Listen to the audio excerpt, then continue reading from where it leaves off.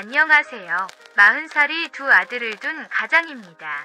저에게는 남들에게 말 못할 장모님과의 비밀이 있습니다. 장모님과의 비밀스러운 이야기 사연 보냅니다. 아내를 만난 건 제가 32살 때였습니다.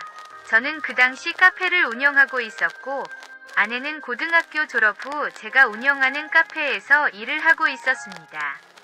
아내는 많이 예쁘지는 않았지만 어린 나이처럼 밝고 명랑했습니다. 아내가 20살이 되자마자 봄부터 제 카페에서 일을 시작했고, 둘이 아침부터 저녁까지 일을 하다 보니 아무래도 급격하게 친해졌습니다. 일도 같이 하고 밥도 먹고 그러다가 술을 한잔하게 되었습니다. 그러다가 동침을 하게 되었고 사귀는 사이가 되었습니다. 아내와 동침을 몇 번 하지 않은 어느 날 아내는 임신을 하게 되었습니다. 저는 결혼할 나이였지만 아내는 아직 어리고 앞날이 짱짱한데 아이가 덜컥 생기니 사실 나쁜 생각도 했습니다. 아내를 위해서 수술을 받을까 고민도 많이 했지만 아내는 결국 출산을 결정했고 결혼을 하기로 했습니다. 결혼 승낙을 받으러 처갓집에 가는 날 정말 긴장이 많이 됐습니다. 20살의 어린 나이에 임신을 시킨 것도 문제였지만 나이 차이가 많이 나는데 뺨이라도 맞지 않을까 걱정이 됐습니다. 뺨 한 대 맞고 승낙을 해주시고 받아들이시면 좋겠지만 장모님이 평생 저를 원망하지 않을까 걱정이 되었습니다. 아내에게 미리 듣기로는 장모님도 나이 차이가 10살이 나고 장모님도 20살가 넘어 자신을 낳았다고 합니다. 장모님은 저보다 8살밖에 차이가 안 났고 장인어른도 18살밖에 차이가 나지 않았습니다. 결혼 승낙을 받으러 처갓집에 방문한 날 역시 장인어른은 불쾌해하셨습니다. 자신도 어린 장모님과 결혼을 해놓고는 저에게 질타를 많이 했습니다. 뺨은 맞지 않았지만 화까지 내면서 탐탁치 않아 했습니다. 하지만 장모님은 저를 반갑게 맞이해 주셨습니다. 장모님은 키도 크고 날씬하고 피부도 좋아서 제 또래나 2살 정도밖에 안 많아 보였습니다. 쌍꺼풀도 있고 얼굴도 동글동글 귀엽고 웃을 때 눈이 반달 모양이 되면서 양볼에 보조개까지 생기는데 솔직히 너무나도 귀여웠습니다. 아내는 장인어른을 닮아서 쌍꺼풀도 없고 얼굴도 긴 편인데 아내가 장모님을 닮았더라면 더 좋았겠다는 생각이 들었습니다. 아내에게는 3살 어린 여동생도 있었는데 여동생은 장모님을 닮아서 키도 크고 얼굴도 예쁘더라고요. 첫째 딸은 아빠를 닮는다는데 딱 그 케이스였습니다. 결혼할 상대가 장모님이나 처제였더라면 더 좋았겠다는 생각이 들기도 했지만 그래도 아내의 성격이 여성스럽고 고분고분했기 때문에 결혼 상대로는 나쁘지 않았습니다. 장모님은 제가 온다고 진수성찬을 차려주셨습니다. 얼굴도 예쁘시고 동안인데 요리까지 잘하시니 너무나도 좋았습니다. 밥을 먹는 내내 장인어른의 표정이 안 좋았지만 장모님이 분위기를 잘 맞춰주셔서 너무나도 감사했습니다. 식사 후 장인어른과 술을 한잔 마시자 장인어른도 기분이 조금 풀렸고 나중에는 결혼을 승낙한다고 하셨습니다. 장인어른은 술을 많이 좋아하셨는데 결혼 후 자주 들러서 술을 같이 마시다 보니 나중에는 정말 친해졌습니다. 아내는 아들을 낳았고 2년 뒤 또 아들을 낳았습니다. 아들 둘을 키우다 보니 아내의 성격은 많이 변했고 남성적으로 바뀌었습니다. 활동량이 많은 두 아들을 키우다 보니 허기가 져서 그런지 밥도 많이 먹고 야식도 많이 먹기 시작했습니다. 살이 급격하게 쪄서 결혼 전보다 15kg 이상 늘었습니다. 저는 아내에게 아이들이 어린이집에 있는 동안 운동이라도 하는 게 어떻겠냐고 권유를 했습니다. 솔직히 뚱뚱한 아내가 싫기도 했지만 아내의 건강을 위해서 그랬습니다. 하지만 아내는 그때마다 화를 내면서 오히려 폭식을 하는 경우가 많았고 몇 년 전부터는 아예 그런 소리를 하지 않게 되었습니다. 아들 둘을 키우면서 힘이 들어서 그런지 아내는 잠자리를 거부하는 경우가 많았습니다. 그 당시에는 아내가 살이 좀 찌기는 했지만 아직 봐줄만 했고 저는 밤마다 아내를 졸랐습니다. 아내의 거부가 계속되자 저도 자존심이 많이 상했고 그 이후로는 혼자 풀던지 돈을 주고 가끔 풀었습니다. 아내가 살이 많이 찌고 나서는 솔직히 아내를 안을 생각조차 들지 않았습니다. 저는 가끔씩 나이트에서 만난 여자들과 원나이트를 하던지 업체를 방문하던지 하면서 그렇게 생활했습니다. 처갓집이 집과 가까워서 장모님이 우리 집에 와서 아이들을 봐줄 때도 있었고 아니면 주말에 처갓집에 가서 자고 오는 경우도 많았습니다. 아내는 점점 나이가 들고 살도 쪄가는데 장모님과 처제는 점점 예뻐지고 날씬해지더군요. 특히 장모님은 아이를 거꾸로 먹는지 점점 어려지더라고요. 장인어른과 술을 한 잔 마시고 취해서 장모님을 볼 때는 여자로 보이기도 했고 장모님을 매일 안을 장인어른이 부러울 때도 있었습니다. 처제는 학교 때문에 타 지역으로 갔기 때문에 자주 보지는 못했지만 가끔씩 볼 때마다 성숙해지고 예뻐지는 처제를 보면서 눈요기를 하기도 했습니다. 처제에게 용돈도 자주 주고 했는데 처제는 용돈을 줄 때마다 제 팔짱을 끼면서 애교를 부렸습니다. 그때마다 살짝 일어섰고 처갓집 식구들이 눈치 못 챘게 숨기느라 바빴습니다. 장모님과 처제를 보고 마음이 설레어 처갓집에서 샤워를 할 때 몇 번 스스로 위로를 하기도 했습니다. 술도 한잔 했겠다 장모님과 처제의 예쁜 얼굴과 날씬한 몸을 떠올리며 위로를 하니 너무나도 행복했습니다. 그러다 몇 년 전 장인어른이 갑자기 세상을 떠났습니다. 정말 멀쩡했는데 갑자기 몸이 안 좋아져서 병원에 갔더니 췌장암 말기였고 손을 써볼 새도 없이 몇 달 만에 무지개 다리를 건너셨습니다. 저는 물론이고 처갓집 식구들은 멘붕이 왔고 특히 장모님이 너무나도 슬퍼하셨습니다. 저는 장모님이 걱정이 되어 아내에게 같이 모시고 살자고 했지만 장모님이 불편하다며 거절하셨습니다. 아이들 육아를 도와주시러 주중에 우리 집에 방문도 자주 하셨고 혼자 사시는 장모님이 걱정이 되어 예전보다 더 자주 처갓집을 방문했습니다. 장모님은 괜찮은 듯 보이려 노력했지만 조금씩 수척해지는 모습이 보였습니다. 그렇게 예뻤던 장모님이 몇 달 사이에 나이도 들어 보이고 살도 많이 빠지더군요. 저는 장모님이 걱정이 되어서 몸에 좋은 것들을 자주 사드렸고 혼자서도 자주 방문을 해서 장모님의 말상대가 되어드렸습니다. 그러자 조금씩 장모님도 나아지시는 것 같기도 했고 피부와 미모도 예전처럼 돌아왔습니다. 그러다 6개월 전 어느 날이었습니다. 아내는 아들 또래 엄마들이랑 모임이 잦았는데 그 아줌마들 애들이랑 아들 둘을 데리고 괌으로 여행을 갔습니다. 유부남들이라면 아실 겁니다. 비록 돈은 많이 들지만 아내와 아이들이 여행을 가면 너무나도 행복한 자유가 주어진다는 걸요. 저는 아내가 여행을 가는 날만 손꼽아 기다렸습니다.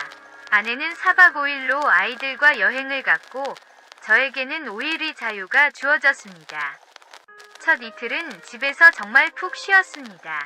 맥주 몇 캔 마시면서 잉글랜드 프리미어를 보거나 NBA를 보면서 자유를 즐겼습니다.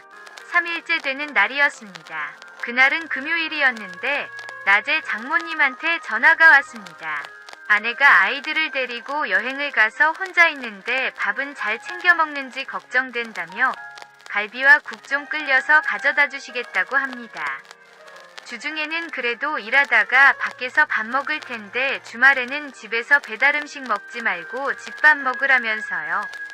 장모님은 저녁 시간 좀 전에 집으로 오셨고 갈비를 비롯해서 한 상 잘 차려주셨습니다. 갈비를 먹다 보니 술이 생각났고 집에 있던 맥주를 마셨습니다. 장모님은 원래 술을 잘 안 드셨는데 장인어른이 돌아가시고 나서는 친구분들이랑 취하실 정도로 마시고 다니신다고 들었습니다. 장모님과도 그 전에 술을 마시기는 했는데 한 병 정도 드시는 정도였습니다. 제가 술을 마시는 걸 보더니 장모님도 한 잔 드시겠다 하셨습니다. 그렇게 저녁을 먹으면서 같이 맥주 작은 캔 4개를 마셨는데 장모님도 약간 취해서 피를 받으셨는지 밥상을 치우고 술상을 차리고 마시자고 했습니다.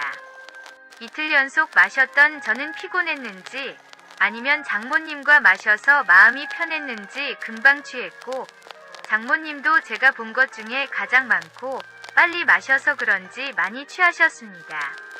술이 술을 불렀고 장모님은 갑자기 센티해졌습니다. 장인어른이 돌아가시고 처제도 취직 때문에 타지에서 자취를 하니 혼자 적적하셨나 봅니다. 우리 내외가 자주 찾아뵙고 아이들 보러 우리 집에 오는 낙이 있지만 그래도 혼자 사시는 외로움이 크셨나 봅니다. 장모님을 달래드리면서 술을 계속 마셨고 나중에는 장모님이 우시기까지 했습니다. 그런 다음에는 술에 만취를 해 기억이 나지 않습니다. 정신이 든 건 다음날 늦은 아침이었습니다. 숙취로 인해서, 그리고 전날 맥주를 많이 마셔서 그런지 잠에서 깨어났고 저는 경악을 할 수밖에 없었습니다. 저는 침대에 속옷 한 장 입지 않고 있었고 제 옆에는 실오라기 하나 걸치지 않은 장모님이 누워 있었습니다. 저는 당황해서 숨소리도 줄이고 어제 일을 상기해봤습니다. 우는 장모님 어깨에 손을 얹고 달래드리다 장모님께서 울음을 그치지 않길래 살포시 안고 달래드렸었습니다. 그렇게 안고 있다 보니 자세가 얼굴이 맞닿는 자세였고 그러다 자연스레 입맞춤을 했습니다. 제가 먼저 다가갔지만 장모님도 취했는지 거부를 하지 않았고 그렇게 입맞춤을 하다가 자연스레 침대로 이동해서 서로를 안았습니다. 술에 취해 선명하게 기억은 나지 않았지만 장모님도 너무나도 좋다며 소리를 지르셨고 저도 장모님 하며 장모님을 만족시켜 드린 기억이 났습니다. 모든 게 기억이 났고 옆에 잠들어 계신 장모님을 깨워야 하는지 말아야 하는지 망설여졌습니다. 저는 조용히 일어나서 거실로 나갔고 장모님이 깨서 사태를 파악할 수 있도록 일부러 텔레비전 볼륨을 올리고 화장실로 들어가 샤워를 했습니다. 평소보다 일부러 샤워도 오래 했고 나왔더니 장모님은 바닥에 벗어놓았던 옷가지들을 챙겨 입고 이미 나간 뒤였습니다. 장모님이 돌아가시고 나서 한동안 멍했습니다. 장모님이 예쁘고 날씬하긴 해도 장모님과 하룻밤을 보냈다는 것에 현타가 왔습니다. 아마 장모님도 아침에 깨고 나서 자신의 몸을 확인하고 지난밤을 기억하고는 분명히 멍했을 것입니다. 처음에는 어떻게 이런 일이 있을 수 있나 하고 멍했지만 지난밤을 기억하면 기억할수록 지난밤 장모님과의 일이 생생해졌습니다. 장모님이 좋아하던 모습, 제가 느꼈던 황홀함, 그리고 둘 다 만족했던 우리의 첫날 밤이 다 기억이 났고 장모님을 생각하니 벌떡 일어섰습니다. 저는 장모님을 생각하면서 스스로 위로를 하며 지난밤에 격렬했던 느낌을 다시 한번 경험했습니다. 그러고 나니 장모님을 다시 안고 싶다는 생각이 들기도 했습니다. 아내가 돌아오고 며칠 뒤 주말에 아내는 여행을 가서 사온 장모님 선물도 드릴 겸 처갓집에 방문하자고 했습니다. 장모님은 저와 보낸 하룻밤 때문인지 주중에 우리 집에 오지 않으셨습니다. 장모님이 우리의 방문을 거절했지만 아내가 우겨서 같이 방문을 했습니다. 장모님도 저도 아내에게 걸리면 큰일이기 때문에 티를 안 내려고 노력했지만 어색할 수밖에 없었습니다.